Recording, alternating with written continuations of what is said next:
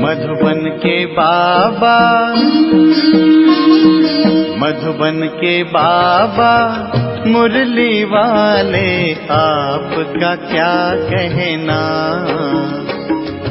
आपका क्या कहना। ओम शांति। आज 2 अप्रैल 2025 के साकार मधुर महावाक्य हैं। आज मीठे मीठे पापा दादा बोले, मीठे बच्चे, इस पुरानी पतित दुनिया से तुम्हारा बेहद का वैराग्य चाहिए, क्योंकि तुम्हें पावन बनना है। तुम्हारी चढ़ती कला से सबका भला होता है। बाबा ने कहा, मीठे बच्चे, इस पुरानी पतित दुनिया से तुम्हारा बेहद का वैराग्य चाहिए, क्योंकि तुम्हें पावन बनना है। तुम्हारी चढ़ती कला से सबका भला होता है। बाबा ने आज प्रश्न पूछा कि कहा जाता है आत्मा अपना ही शत्रु अपना ही मित्र है, तो सच्ची मित्रता क्या है? उत्तर में बाबा ने समझाया कि एक बाप की श्रीमत पर सदा चलते रहना, यही सच्ची मित्रता है। सच्ची मित्रता है एक बाप को याद कर पावन बनना और बाप से पूरा वर्षा लेना। यह मित्रता करने की युक्ति बाप ही बतलाते हैं। संगम युग पर ही आत्मा अपना मित्र बनती है। मुरली का गीत है, तूने रात गवाई सोईकर, दिवस गवायो खाए, हीरा जन्म अमोल था, कौड़ी बदले जाए। ओम शांति। यूं तो यह गीत है भक्ति मार्ग के। सारी दुनिया में जो गीत गाते हैं वह शास्त्र पढ़ते हैं, तीर्थों पर जाते हैं, वह सब है भक्ति मार्ग। ज्ञान मार्ग किसको कहा जाता है और भक्ति मार्ग किसको कहा जाता है, यह तुम बच्चे ही समझते हो। वेद, शास्त्र, उपनिषद आदि यह सब हैं भक्ति के। आधा कल्प भक्ति चलती है और आधा कल्प फिर ज्ञान की प्रारब्ध चलती है। भक्ति करते करते उतरना ही है। 84 पुनर्जन्म लेते नीचे उतरते हैं और फिर एक जन्म में तुम्हारी चढ़ती कला होती है। इसको कहा जाता है ज्ञान मार्ग। ज्ञान के लिए गाया हुआ है कि 1 सेकंड में जीवन मुक्ति। रावण राज्य जो द्वापर से चला आता है वह खत्म हो, फिर राम राज्य स्थापन होता है। ड्रामा में जब तुम्हारे 84 जन्म पूरे होते हैं तब चढ़ती कला से सबका भला होता है। यह अक्षर कहीं ना कहीं किसी शास्त्रों में है। चढ़ती कला सर्व का भला। सर्व की सद्गति करने वाला तो एक बाप ही है ना। सन्यासी उदासी तो अनेक प्रकार के हैं, परंतु बहुत मतांतर हैं। जैसे शास्त्रों में लिखा है कल्प की आयु लाखों वर्ष, अब शंकराचार्य की मत निकली 10,000 वर्ष, तो कितना फर्क हो जाता है। कोई फिर कहेगा कि कितने हजार। कलयुग में है अनेक मनुष्य, अनेक मतें और अनेक धर्म, और सतयुग में होती ही है एक मत। यह बाप बैठ तुम बच्चों को सृष्टि के आदि मध्य अंत का नॉलेज सुनाते हैं। इस सुनाने में भी कितना समय लगता है, सुनाते ही रहते हैं। ऐसे नहीं कह सकते कि पहले क्यों नहीं ये सब सुनाया। स्कूल में पढ़ाई नंबरवार होती है। छोटे बच्चों को ऑर्गन्स छोटे होते हैं तो उनको थोड़ा सिखलाते हैं, और फिर जैसे जैसे ऑर्गन्स बड़े होते जाएंगे, बुद्धि का ताला खुलता जाएगा, पढ़ाई धारण करते जाएंगे। छोटे बच्चों की बुद्धि में कुछ धारणा हो न सके, बड़ा होता है तो फिर बैरिस्टर, जज आदि बनते हैं। इसमें भी ऐसे है। तो कोई की बुद्धि में धारणा अच्छी होती है। बाप कहते हैं मैं आया हूँ पतित से पावन बनाने। तो अब पतित दुनिया से वैराग्य होना चाहिए। आत्मा पावन बने तो फिर पतित दुनिया में रह न सके। पतित दुनिया में आत्मा भी पतित है और मनुष्य भी पतित हैं, और पावन दुनिया में मनुष्य भी पावन, पतित दुनिया में मनुष्य भी पतित रहते हैं। यह है ही रावण राज्य। यथा राजा रानी तथा प्रजा। यह सारा ज्ञान है बुद्धि से समझने का। इस समय सभी की बाप से है विपरीत बुद्धि। तुम बच्चे तो बाप को याद करते हो।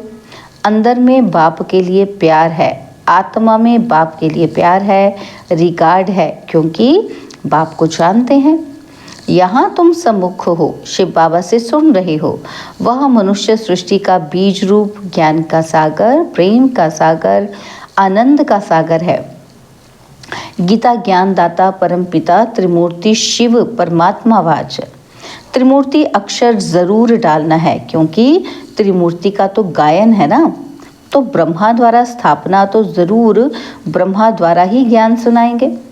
श्री कृष्ण तो ऐसे नहीं कहेंगे कि शिव भगवानुवाच। प्रेरणा से कुछ होता नहीं, ना उनमें शिव बाबा की प्रवेशता हो सकती है। शिव बाबा तो पराये देश में आते हैं, सत्युग तो श्री कृष्ण का देश है ना, तो दोनों की महिमा अलग अलग है। मुख्य बात ही यह है। सत्युग में गीता तो कोई पढ़ते नहीं, भक्ति मार्ग में तो जन्म जन्मांतर पढ़ते हैं, ज्ञान मार्ग में तो वह हो न सके। भक्ति मार्ग में ज्ञान की बातें होती नहीं, अभी रचता बाप ही रचना के आदि मध्य अंत का ज्ञान देते हैं। मनुष्य तो रचता हो न सके, मनुष्य कह न सके कि मैं रचता हूँ। बाप खुद कहते हैं, मैं मनुष्य सृष्टि का बीज रूप हूँ, मैं ज्ञान का सागर, प्रेम का सागर, सर्व का सदगति दाता हूँ। श्री कृष्ण की महिमा ही अलग है। तो यह पूरा कॉन्ट्रास्ट लिखना चाहिए, जो मनुष्य पढ़ने से झट समझ जाएं कि गीता का ज्ञानदाता श्री कृष्ण नहीं है।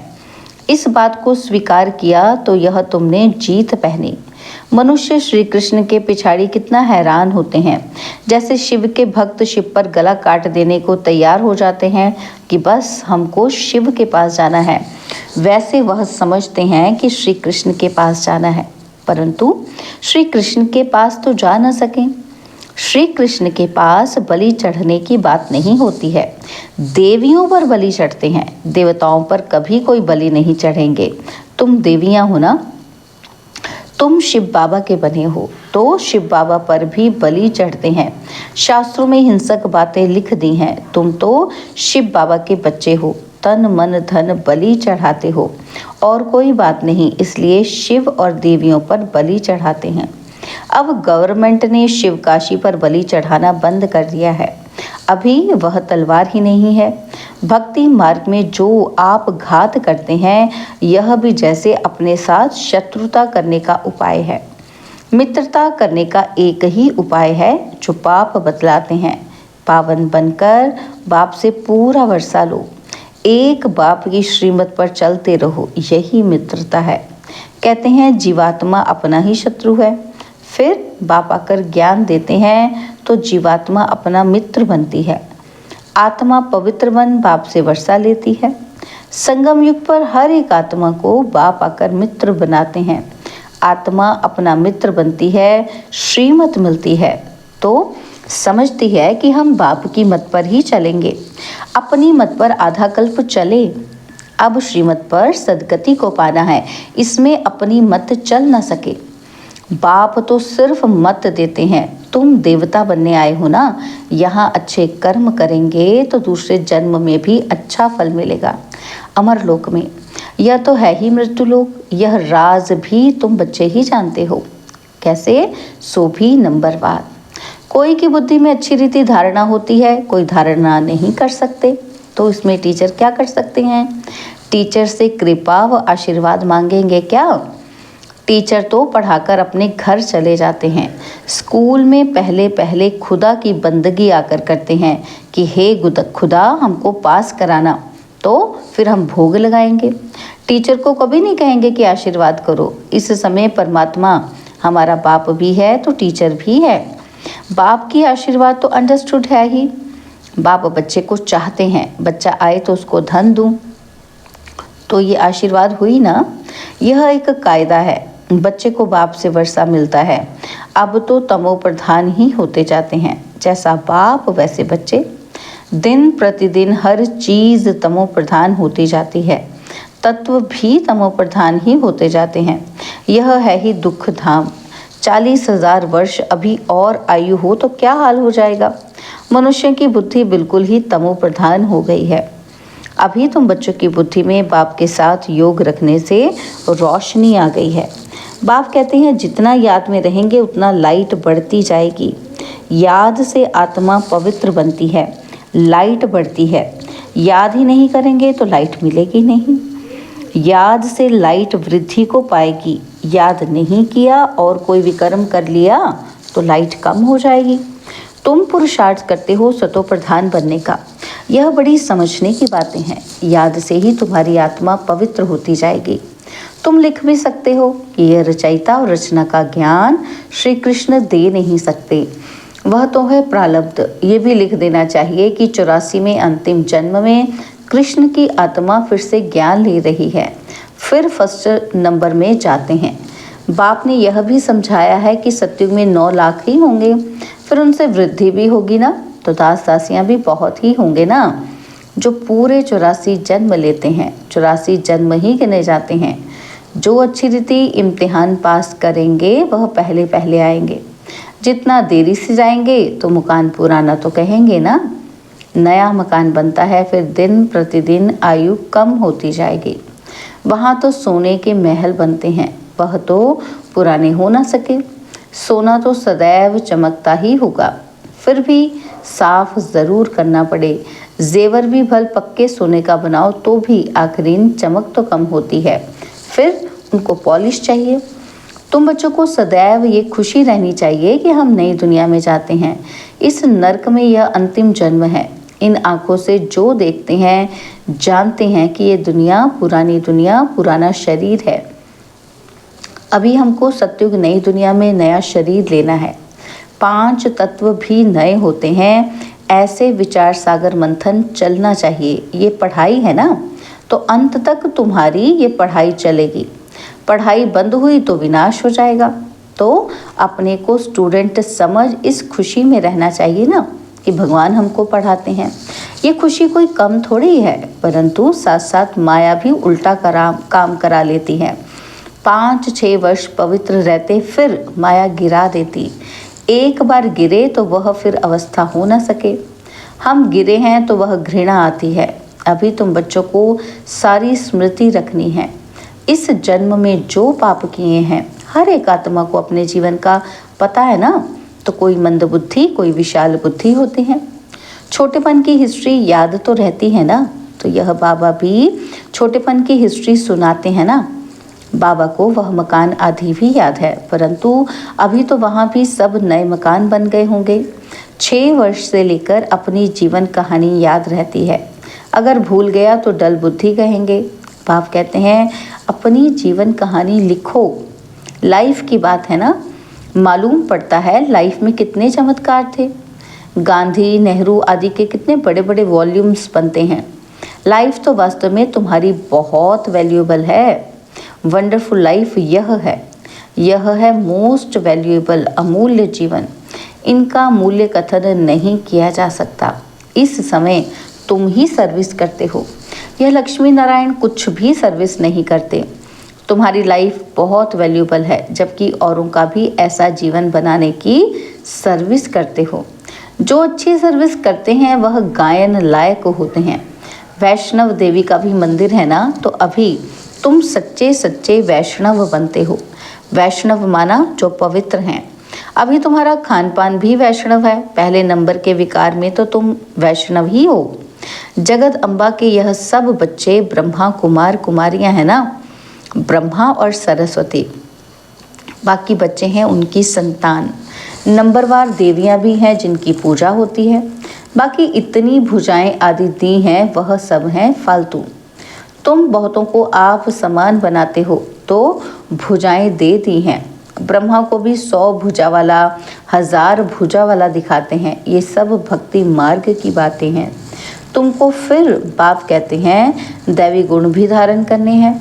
किसी को भी दुख ना दो, किसी को उल्टा सुल्टा रास्ता बताए सत्यानाश ना करो। एक ही मुख्य बात समझानी चाहिए कि पाप और वर्षे को याद करो। अच्छा, मीठे मीठे सिकिलदे बच्चों प्रति माता पिता बाप दादा का याद, प्यार और गुड मॉर्निंग। रूहानी बाप की रूहानी बच्चों को नमस्ते। हम रूहानी बच्चों की रूहानी बाप दादाजी को दिलवा जान सिकवा प्रेम से नमस्ते।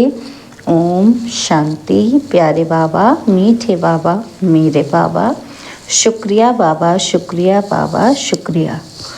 धारणा के लिए मुख्य सार है। पहला पॉइंट है गायन व पूजन योग्य बनने के लिए पक्का वैष्णव बनना है। खान पान की शुद्धि के साथ साथ पवित्र रहना है। इस वैल्यूएबल जीवन में सर्विस कर बहुतों का जीवन श्रेष्ठ बनाना है। सेकंड पॉइंट है बाबा के साथ ऐसा योग रखना है जो आत्मा की लाइट बढ़ती जाए।